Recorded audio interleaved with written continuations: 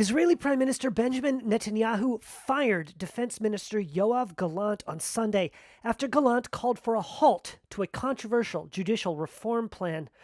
Gallant, a lawmaker from Netanyahu's right-wing Likud party, broke ranks on Saturday by publicly urging Netanyahu to suspend the legislation. He said, quote, "The growing rift in our society is penetrating the Israel Defense Forces and security agencies. This poses a clear, immediate, and tangible threat to the security of the state. I will not allow this."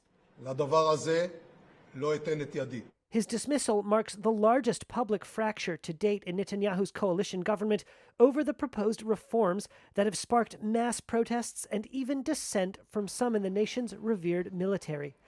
Others in Netanyahu's party have begun to waver. A top lawmaker echoed the defense chief's call to pause the contested judicial overhaul on Sunday.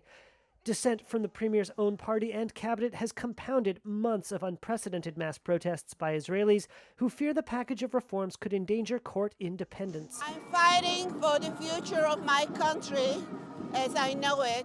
I grew up in the Soviet Union.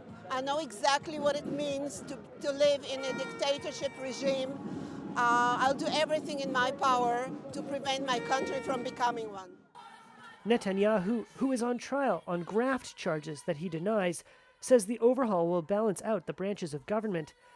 A key bill effectively giving his religious nationalist coalition more control over the appointment of judges is expected to be brought for ratification this week in the Knesset, where he and his allies wield 64 out of 120 seats.